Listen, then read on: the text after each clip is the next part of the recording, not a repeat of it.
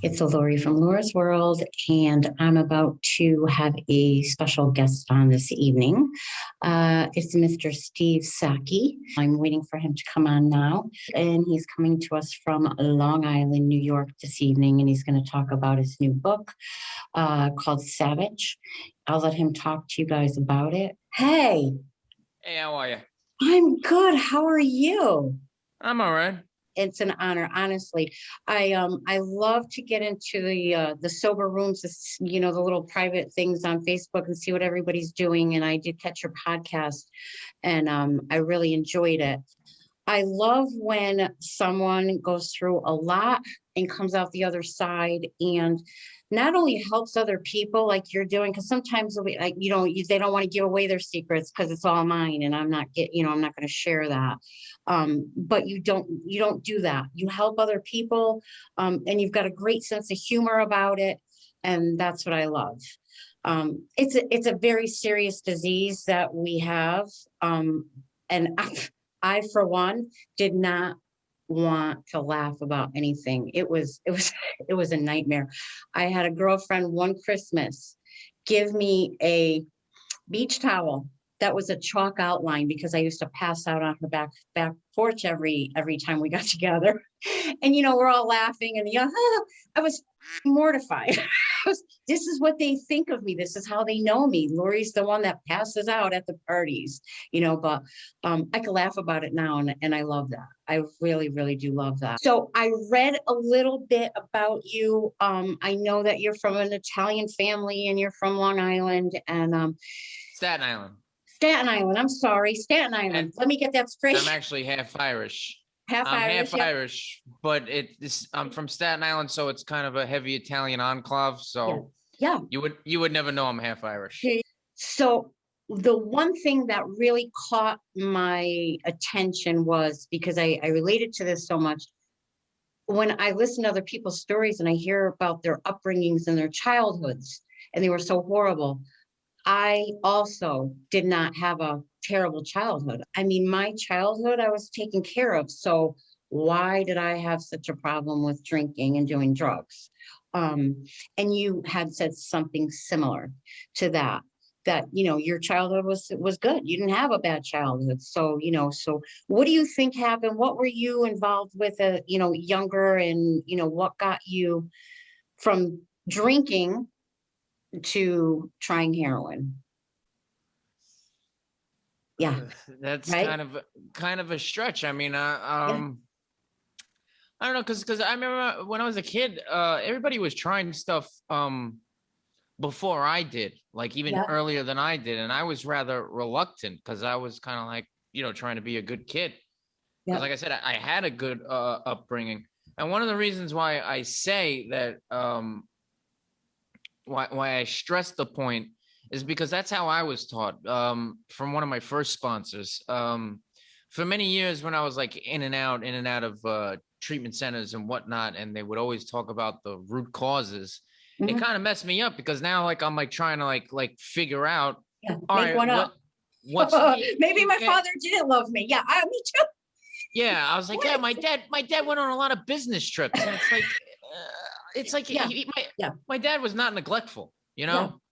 at all. And it really was messing with my head. It's like, well, I can't really like I'm trying to come up with something to explain this. So it's basically just boils down to like you either have the gene or you don't. I believe that. I totally, totally believe that. But I believe you when you say that you're born with it. So you either have it or you don't. Me, I cannot drink safely. I can't do it. I just can't do it. I have one and it turns into a million. I just can't stop. I'm an all or nothing person. Um, but what do you think for you? What was it for you, the turning point that said, you know what, I've got a problem here and I've got it? Because I know that you were in and out of rehabs. I know you went to Florida, you went to Los Angeles. What was it to you that said, you know what, I need help? Was it a family member? Or was it you yourself? What do you think it was? It was me myself because way before I sought help, I wasn't really in denial about it. In fact, like I remember one time when I was 21, I didn't go to my first rehab till I was like 23, 24. When I went when I was 21, I was working at this place. He'd hang out, he'd get drunk with us after work and whatnot. So like I could like speak openly with him, but he was still my boss. Yeah. And you know, I just like said to him, like, yeah, I'm addicted to these pills. And he's like, well, at least you know that. Like most people, they would just Yeah. try and deny it. Cause you know, I would deal with people all the time. They're like, oh, I'm not, you know, I'm not that bad. I'm not hooked. I'm like, no, Mm. I'm rotten. Yeah, I know I am. And why did you want to stop? You knew it. Did you know that it was a problem? Or did you just say, I know I'm hooked on these things and just said, you know what, this is what I'm hooked on it, and this is the way I'm going to live, and this is the way I'm going to die, and that's it. Well, for a lot of years, it was like, well, if I could just kick opiates, I want to do everything else. It's just that's what's holding me back. Okay. It took a lot of years before I realized that it's all the same. Yeah. Because when I for a while I was mostly just drinking, and I Mhm. could get in just as much trouble drinking as I could on anything else, Yeah. if not more so. You Yeah. know, Right. at least on opioids, I'm like kind of docile. I don't want to like see anybody. When I'm drunk, I'll start a fight. I'll irritate people. How long have you been sober? I heard something about, are you 7 years sober or 7 years? There, you said this line No, about I no, have no, no. I have 7 years, but not in a Y- row. Yes, yeah, yeah, yeah. I got 2 years and change now, but like I Awesome. like to say, because I've been in and out for so long, and I had a year when I was like 26. So Okay. if you add up all the in and out, I got like 7 years, just not in a row. But I'm happy for you having the two and change. And I want to tell everybody we were going to try to do this last night, and you were like, "Oh, can we do this tomorrow? Because I want to get my normies, my normals, because it was St. Patrick's Day, and you wanted to get them all designated drivers." And I was like, "Wow, that's really cool. That's really cool." Do Yeah. you do that just because you're friends with them, or you work in recovery? Why did you want to do that for them? Well, when just before I got sober, I moved to New Jersey, like not deep in New Jersey, and I was working at this place, and I just developed a lot of friendships with this younger crowd and kids. They drink on the weekends. They may get a little out of line, but you know, Monday Mm. they go to school, they go to Yeah. work, they do whatever they have to do. And I remember when I first got sober, I missed them, but I was like a little reluctant. It's like, how do I, you know, fit in with these guys? Like, is this a real friendship, or is this just based on partying? And then I realized it was all just in my own head, because we've remained really close through the years. In fact, it was kind of adorable what they would do in the beginning. Like, I love to play poker. Mhm. I got them into it. So like now, like instead of like they're like, oh, you know what? Let's not drink tonight. Let's play poker so this way Sacchi can feel comfortable. But now I'm at a That's point awesome. where it's like I'll go out, and as long as like I'm with them, it's like I'm not trying to vicariously live through them or anything. I'm just genuinely there as a friend to them. And yeah, so it was St. Patty's Day. They weren't gonna drive, so they spent a fortune on an Uber, because I met them at the place that they were at. They spent a fortune on an Uber. I'm like, I'll come meet you. I'll get you back. You guys are ridiculous. Tell me a little bit about your book called Savage. Well, I always wanted to be a writer. I don't know if you're familiar with Hunter S. Thompson, the No, author I of am not. Fear and Loathing. Yeah, the author of Fear and Loathing in Las Vegas. When I was like I, I was like 18, 19 years old, and I was like, wow, this is crazy. So I started reading his books, and basically this guy is a journalist and an author, and basically what he does is get high and write books. I was like, I I can could do do that. that. Yeah, I found my calling. But anytime I was on drugs or drinking, like I would try and write, but I just couldn't follow through because I'd have other things Mhm. distracting me. And what really like gave me, because I'd always thought about it for years, like I know I could write something and I could do it really good. I know I could, but I never like went and did it. And I was dating a normie just before I got sober. Very sweet girl, but she had enough of my BS. So the night that she breaks up with me, so at first, like, it was a very emotional, a little teary eyed. And then I started making her laugh again. I mean, I was still on the outs, but like it just got like a little bit more lighthearted, the conversation. So it's like, hey, let's go in there and get some coffee, because there's always a Starbucks in the Barnes and Noble. Mhm. So we're walking around the store. I'm trying to make her laugh. I'm putting like little Post-its in books. Like I'll find like the 50 Shades of Grey, and then like I would like put my boss's phone number, like call this guy for a good time. Uh, and I just start like saying like all this stuff about authors like William Burroughs and stuff. And she's like, "Are you like well read?" I'm like, "Yeah, well, I mean, once upon a time, I wanted to be a writer." I was like, "Say, if I become a best-selling author, you take me back, right?" She's like, "Oh yeah, of course." So for some reason, I just ran with that, and I did it. Okay. She hasn't taken me back, but Hey, I'm I'm also not on the bestsellers list yet. not yet, not yet. Oh my God, that's awesome. Do you just tell, I have to say, I have not had a chance to read it yet. I'm going to get it. Is this just a personal, your personal account, or do you talk about the epidemic as a whole? Oh no, it's just my personal perspective. I had no idea what heroin was all about. My son came to me and told me that he was addicted to heroin and couldn't get off. And I'm like, no, no, no. Because my picture in my head of what heroin looked like was what I got from the movies, strung out on on the ground, can't move. And the kid was working for me for the last 11 years. I've been sober 11 years. I celebrated 11 years in February this year. Over the last, Congratulations. thank you. I have gotten to know the faces and the habits and a lot more about heroin than probably that I ever wanted to know, ever wanted to know. But I congratulate anybody who beats that habit.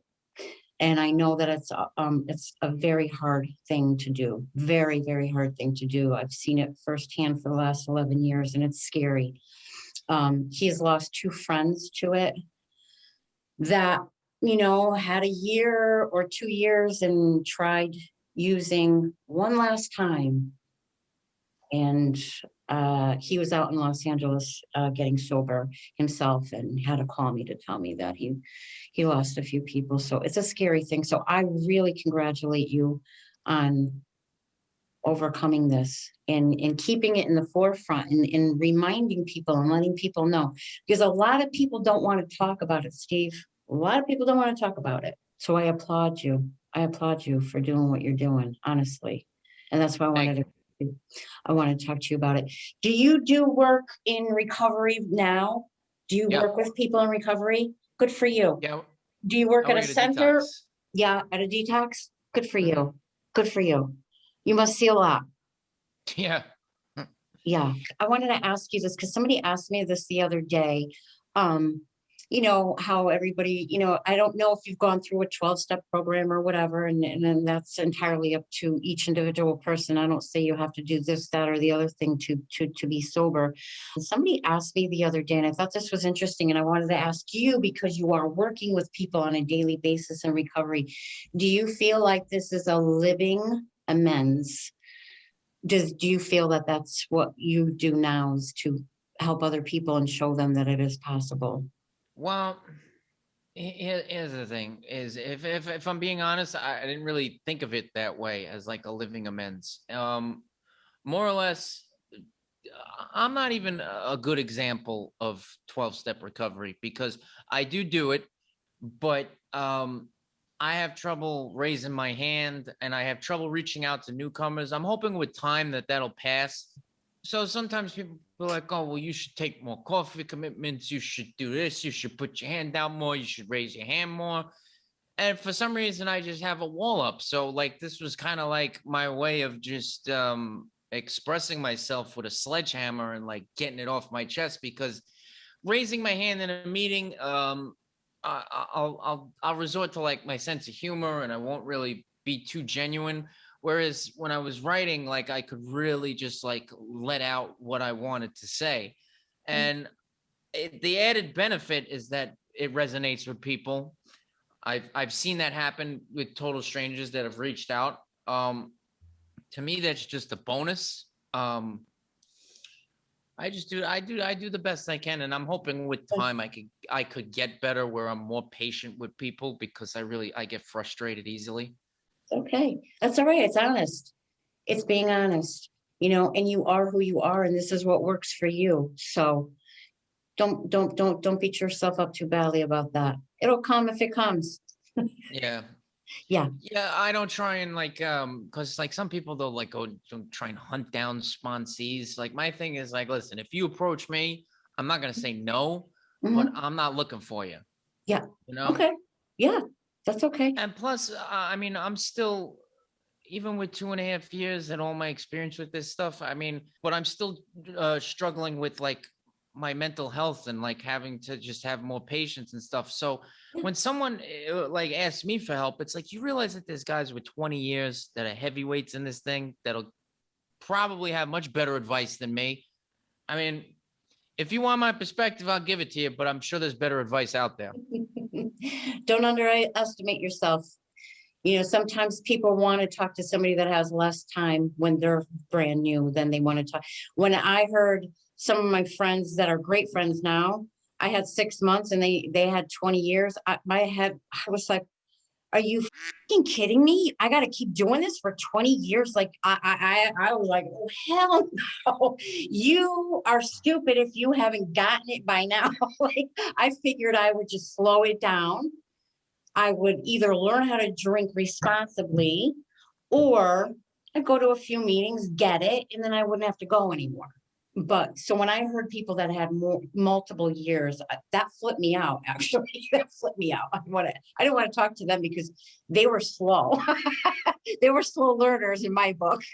But now I get it now. Yeah. Obviously, I get it now. But yeah, I mean, everybody's different, my friend, and everybody does a recovery different, and that's why I love talking to different people, because there is not one way of doing things. There's just not. Yeah, absolutely. Listen, I really appreciate you doing this with me tonight. I really appreciate you. I love what you're doing. Keep doing what you're doing, and really so much luck I'm wishing you for your podcast. All the love and the luck in the world, and you take care of yourself. Thank you so Thanks for having much. me on.